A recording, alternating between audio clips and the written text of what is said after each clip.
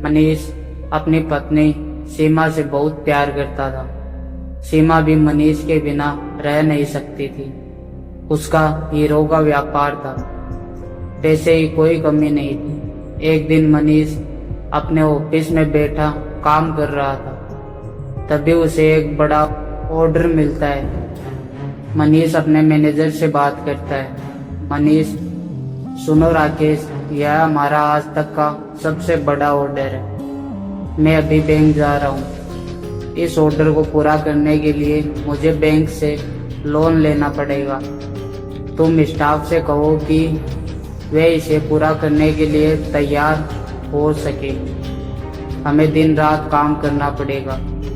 राकेश, जी sir, आप चिंता न करें, सब हो जाएगा। मनीष सीधा बैंक पहुंच जाता है। बैंक मैनेजर से अच्छी जान पहचान होने के कारण उसे आसानी से लोन मिल जाता है। बैंक मैनेजर उससे कहता है कि कल सारे पेपर जमा कर दे। इसी हफ्ते में लोन की रकम उसके अकाउंट में आ जाएगी। शाम को मनीष खुशी खुशी घर आकर सीमा को यह खुशखबरी देता है। सीमा बहुत खुश होती है। सीमा, यह ऑर्डर पूरा होने पर तुम मुझे बाहर घुमाने ले जाओगे। मनीष, हाँ ठीक है, इंडिया से बाहर चलेंगे, लेकिन कुछ दिनों तक मुझे मेहनत करनी होगी, तो हो सकता है मैं घर भी ना आ सकूं। तुम चिंता मत करना। सीमा, आप बेफिक्र होकर काम कीजिए, मेरी चिंता बिल्कुल मत कीजिए। 2 दिन बाद मनीष को ऑर्डर मिल जाता है। मनीष, राकेश, मैं डायमंड लेने के लिए गुजरात जा रहा हूँ। 3-4 दिन में आ जाऊँगा। तुम एक काम करो, स्टाफ से बात करके रखो और ज़रूरत पड़े तो ज़्यादा स्टाफ हायर करने का प्रोसेस शुरू कर दो। यह ऑर्डर हमें हर हाल में समय से डिलीवर करना है। राकेश, सब हो जाएगा सर, लेकिन डायमंड लेने आप खुद क्यों जा रहे हो? मनीष, नहीं, मैं इतने सारे डायमंड के लिए किसी पर भरोसा नहीं कर सकता। मुझे खुद ही लाने होंगे।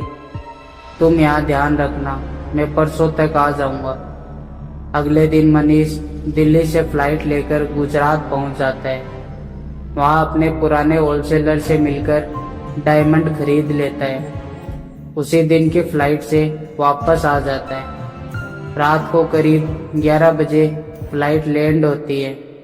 मनीष ड्राइवर को फ़ोन कर गाड़ी मंगवा लेता है। गाड़ी में बैठकर वह अपने घर की ओर चल देता है। रास्ते में सुनसान सड़क पर ड्राइवर तेजी से गाड़ी दौड़ा रहा था। मनीष, सुनो, इतनी जल्दी क्या है? घर ही तो जाना है, जरा आराम से चलो। ड्राइवर, जी साहब, लेकिन वह अपनी स्पीड कम नहीं करता। इसी बीच रास्ते में एक बूढ़ा आदमी सड़क पार करते दिखाई देता है। वह इतना धीरे चल रहा था कि गाड़ी के नीचे आ जाता। ड्राइवर ने उसे देखकर गाड़ी की स्पीड कम कर दी, लेकिन वह बीच सड़क पर आकर खड़ा हो गया। ड्राइवर को गाड़ी रोकनी पड़ी। गाड़ी के रुकते ही चारों ओर से 4-5 नकाबपोश रिवॉल्वर लेकर खड़े हो जाते हैं और सामने बूढ़े के भेष में एक और आदमी गन लिए खड़ा होता है। तभी गोलियों की गड़गड़ाहट सन्नाटे को चीर देती है। मनीष का सारा शरीर गोलियों से छलनी हो जाता है। सभी लोग मनीष का सारा सामान लेकर भागने लगते हैं। उनमें वह ड्राइवर भी था। ड्राइवर साहब, आपको तो कोई नहीं जानता, लेकिन मैं साहब को एयरपोर्ट से लेकर आ रहा हूँ, मैं पकड़ा जाऊँगा। राकेश, मैंने सारा प्लान बना लिया है, तुझे तेरा हिस्सा बाद में मिल जाएगा। फिलहाल तू ये 1 लाख रुपए रख और यहाँ से दूर किसी अनजाने गांव में चला जा, जहाँ तुझे कोई पहचान न सके, और अपना फ़ोन तोड़ दे। मेरे इस नए नंबर पर 2 महीने बाद फ़ोन करना और अखबार पढ़ते रहना। अपने परिवार से भी बात मत करना। सब सही रहा तो पूरी जिंदगी काम नहीं करना पड़ेगा। सीमा को जब यह पता लगा तो उसका बुरा हाल हो गया। घर में रिश्तेदारों का तांता लगा था। हर कोई हैरान था। पुलिस इन्वेस्टिगेशन कर रही थी, लेकिन कुछ भी पता नहीं चला। रात के समय सब सो रहे थे। तभी सीमा को एहसास हुआ जैसे कोई उसके बालों को सहला रहा है। सीमा की आंख खुली, लेकिन वहां कोई नहीं था। तभी उसे खिड़की के बाहर एक परछाई सी दिखाई दी। वह उठकर वहां गई तो देखा वह परछाई छत की ओर जा रही है। सीमा बेहोश सी उस परछाई के पीछे चल दी। छत पर जाकर उसने देखा कोई नहीं था। वह लौटने लगी। उसे लगा उसका वहम था। तभी उसे किसी के रोने की आवाज सुनाई दी। सीमा ने पलट कर देखा तो काले कपड़े पहने एक इंसान रो रहा था। सीमा, कौन हो तुम? यहाँ कैसे आए? सीमा कुछ आगे बढ़ी तो उस इंसान का चेहरा दिखाई दिया। भयानक काली आंखें, लाल सुर्ख, एकदम काला पड़ा चेहरा, मुंह से खून निकल रहा था। सीमा के पैर जम गए। वह भागना चाह रही थी, लेकिन भाग न सकी। चीखना चाह रही थी, लेकिन उसके गले से आवाज नहीं निकली। वह आदमी रो रहा था। मैं मरना नहीं चाहता था, उसने कहा। यह सुनकर सीमा का दिल धक से बैठ गया। यह तो मनीष की आवाज थी। सीमा तेजी से चीखी। घर की सारी लाइटें जल गई। सीमा वही बेहोश होकर गिर पड़ी। घर में सारे रिश्तेदार सीमा को ढूंढ रहे थे। तभी किसी ने छत के गेट खुले देखकर 2-3 लोग भागकर छत पर आए और सीमा को उठाकर नीचे ले गए। सीमा को पानी के छींटे मारे, जिससे उसे होश आ गया। वह होश आने पर चीखने लगी, सीमा, मनीष, मनीष, जाने दो मुझे, वो छत पर मुझे बुला रहे हैं।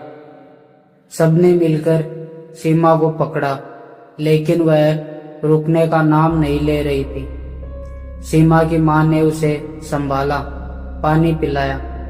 माँ, बेटी क्या बात है, तू छत पर क्यों गई थी? सीमा, माँ वो छत पर है, वो रो रहे हैं और कह रहे थे मैं मरना नहीं चाहता था। माँ, बेटी मनीष अब कहाँ से आएंगे? उनका तो अंतिम संस्कार भी हो गया। तुझे गहरा सदमा लगा है, तू सोने की कोशिश कर। सीमा, नहीं माँ, वो यही है। अगले दिन पुलिस वालों ने आकर बताया कि उनके ऑफिस का मैनेजर राकेश और ड्राइवर लापता है। इन्होंने ही शायद मिलकर यह काम किया है। राकेश को पता था कि मनीष डायमंड खरीदने गए हैं। सीमा चुपचाप बैठी थी, जैसे उसे इस सब से कोई मतलब नहीं था। इंस्पेक्टर, मैडम, आप इस बारे में कुछ जानती है? सीमा, आप चिंता न करें, मेरे पति उन्हें सबक सिखाएंगे। माँ, इंस्पेक्टर साहब, इसे गहरा सदमा लगा है, आप बाद में पूछताछ कर लीजिएगा।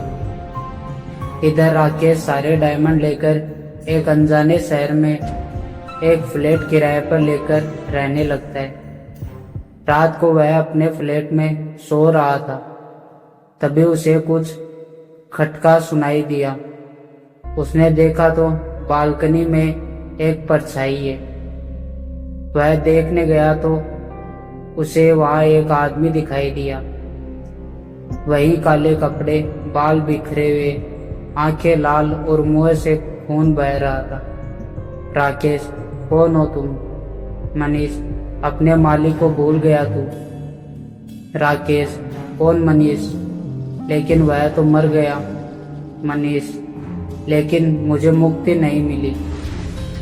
तूने विश्वासघात किया, तुझे सजा दिए बगैर मुझे मुक्ति कहाँ मिलेगी? राकेश, अंदर की तरफ भागता है, लेकिन जा नहीं पाता। तभी कुछ लोग नीचे से देखते हैं। एक आदमी बालकनी की रेलिंग पर खड़ा है। वे चिल्लाते हैं, लेकिन वह आदमी रेलिंग से कूद जाता है। 20वीं मंजिल से सीधा सड़क पर आकर गिरता है। तभी पुलिस बुलाई जाती है। पुलिस लाश को पोस्टमार्टम के लिए ले जाती है। बाद में यह खबर सीमा को मिलती है कि राकेश ने आत्महत्या कर ली। उसके फ्लैट से सारे डायमंड मिल जाते हैं। पुलिस, मैडम, आपके पति की कंपनी में काम करने वाले राकेश ने आत्महत्या कर ली। उसके घर से डायमंड भी मिल गए। सीमा, उसे तो मरना ही था। अभी तो ड्राइवर की बारी है। उसे ढूंढ लो, नहीं तो मनीष उसे मार देंगे। यह कहकर वह मुस्कुराने लगी। उसकी मुस्कुराहट में मौत का पैगाम छिपा था। कुछ दिन बाद मनीष का ड्राइवर रात को सो रहा था। तभी सपने में उसी भयानक रूप में उसे मनीष दिखता है। मनीष, स्पीड कम रखो, इतनी भी क्या जल्दी है, मैंने तुझसे बोला था। ड्राइवर उठकर बैठ जाता है। वह अंधेरे में डर के बाहर आ जाता है। सड़क पर तभी सामने से एक कार तेजी से उसकी ओर आ रही होती है। ड्राइवर तेजी से सड़क पर भागने लगता है, लेकिन वह कार तेजी से उसे टक्कर मार देती है। वह सड़क पर तड़पने लगता है। तभी उसे मनीष दिखाई देता है, उसी भेष में। मनीष, मेरा क्या कसूर था? ड्राइवर, मुझे माफ कर दो साहब, पैसों के लालच में मैं अंधा हो गया। मनीष मुस्कुरा रहा था। कुछ देर तड़प कर वह मर जाता है। अगले दिन सीमा को ड्राइवर की खबर भी मिल जाती है। उसी रात सीमा छत पर जाती है। सीमा, मनीष तुम कहाँ हो? मुझे भी साथ ले चलो। मनीष, नहीं सीमा, तुम्हारे आगे पूरी जिंदगी पड़ी है। सीमा, मैं भी तुम्हारे पास आ रही हूँ, तुम्हारे बगैर सब बेकार है। मनीष, सीमा, ऐसा मत करो, बस एक अरमान रह गया, तुम्हें घुमाने ले जाना। सीमा, चलो दोनों साथ चलते हैं। यह कहकर वह छत से कूद जाती है। तो दोस्तों, अगर आपको यह कहानी पसंद आई हो तो वीडियो को लाइक करें और कमेंट में ज़रूर बताएं कि आपको ऐसी कहानियाँ पसंद है, और अपने दोस्तों के साथ ज़रूर शेयर करना। मिलते हैं अगली किसी शानदार कहानी के साथ। तब तक के लिए धन्यवाद।